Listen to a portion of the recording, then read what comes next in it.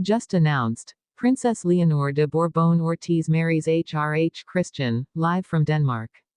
In the heart of Copenhagen, beneath the soft morning light that danced across the ancient stone walls of Amalienborg Palace, the world stood still. What began as another quiet royal morning in Europe quickly turned into the most breathtaking royal moment of the decade. Princess Leonor de Borbon Ortiz, heir to the Spanish throne, has just married His Royal Highness Prince Christian of Denmark. Yes, it's official. The royal union everyone whispered about, speculated on, and dreamed of, has now unfolded before the eyes of millions. For years, we've watched Leonor grow from a reserved, poised crown princess into a confident young woman, shaped by duty but guided by heart. And now, in 2025, that same princess, the future Queen of Spain, has chosen love, unity, and courage in front of an emotional Europe. But behind the smiles, applause, and royal carriages, lies a story of emotional depth, quiet struggle, and a modern monarchy redefining itself for a new generation. The cameras captured the moment King Felipe VI wiped away a tear. Queen Letitia's eyes glistened as she reached for her daughter's hand before the procession began. And as the Danish royal choir began to sing, the entire hall, filled with kings, queens, and dignitaries, fell silent. For that single moment, all of Europe felt connected. This was not just a royal wedding. It was a turning point, a moment when two powerful royal families merged not through politics, but through love. A love that broke barriers, silenced rumors, and gave hope to a continent yearning for sincerity in its symbols of power. As the golden doors opened and Princess Leonor appeared in her gown, shimmering with a delicate blend of Spanish lace and Danish silk, you could almost feel time pause. The gown itself was more than a masterpiece. It was a message. Handcrafted in Madrid with symbolic embroidery from both nations, it represented unity, the bridge between tradition and transformation. But what truly stole the world's heart wasn't the gown. It was Leonor's expression. A rare, unguarded smile that showed both the weight of her crown and the freedom of her heart. She wasn't just walking toward a prince.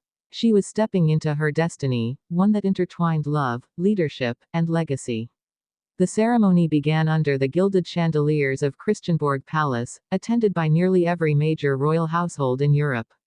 From the British royals to the Swedish crown family, all eyes were fixed on the young couple. And yet, even amidst the grandeur, there was an unmistakable intimacy. As Leonor and Christian exchanged vows, whispered, trembling, heartfelt, the audience could sense something profoundly human. Te amo, Christian, she said softly. Her voice, though calm, carried the emotion of generations. Christian smiled, his Danish accent curling gently as he replied, Jeg elsker dig, Leonor. The words echoed through the palace, instantly immortalized in royal history. And just as the applause began, King Felipe stood. His speech was brief, but heavy with emotion. Today, he said, Spain does not lose a daughter, it gains a family. His voice broke slightly, and that was when the camera caught it, a single tear, running down his cheek.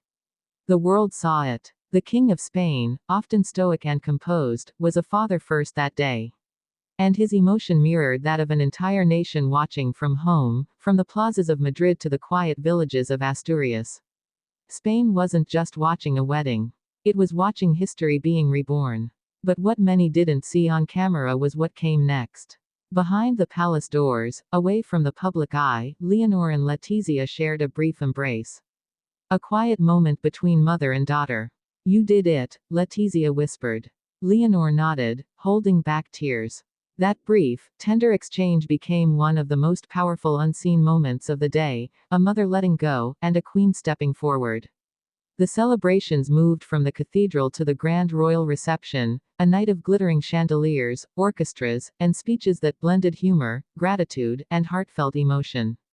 The newlyweds' first dance drew applause that seemed to shake the hall itself. Christian led Leonor gracefully, the two moving in perfect rhythm, their chemistry effortless. Yet beneath the fairy tale, there were quiet undertones. Many across Europe debated what this union truly meant. Was it the merging of two dynasties or the modernization of monarchy itself? Could a love like this withstand the weight of royal duty and public expectation? As the night went on, that question hung in the air, and yet, as you watched the couple laughing, whispering, and simply being human, you couldn't help but believe that maybe, for once, love and duty had found common ground. The next morning, as the sun rose over Copenhagen, Leonor and Christian appeared on the palace balcony. The crowd erupted. Flags from Spain and Denmark waved side by side. For a moment, borders vanished. This was not just a Spanish or Danish celebration, it was European, global. Commentators across networks called it the dawn of a new royal era. Analysts spoke of the geopolitical significance, the strengthening of ties between Madrid and Copenhagen. But for ordinary people watching at home, it was simpler. It was about love, about courage, about watching someone they had seen grow up take her first step as both a wife and a future queen. And yet, even in this euphoria, there were tears, tears of joy, nostalgia, and quiet reflection. Because this wedding wasn't only about the present. It was about the past, the sacrifices of those who came before, and the future that now rests in Leonor's hands. By nightfall, as the fireworks exploded across Copenhagen's skyline, the crowd began chanting in unison, "Viva Leonor! Viva Christian!" The cheers echoed through the streets, a sound that would be replayed on screens for years to come. But perhaps the most powerful image of the entire day was one that came right at the end, Leonor looking out her palace window, still in her gown, holding Christian's hand. She whispered something softly to him, inaudible to the cameras, but her expression said everything. Gratitude, relief, love. That image captured the heart of 2025. A year where royalty became real again, where crowns met compassion, and duty met devotion. Because this wasn't just about titles or traditions. It was about transformation. A young woman once seen as the future of Spain had now become a global symbol of modern royalty, balancing tradition with truth, and power with empathy. The story of Princess Leonor and Prince Christian's wedding is more than just a royal fairy tale.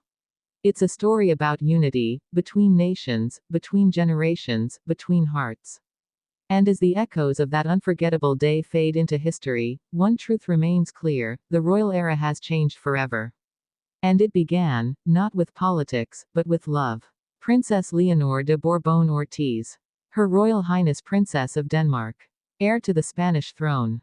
A young woman who, with one, I do, redefined what it means to be royal in the modern world.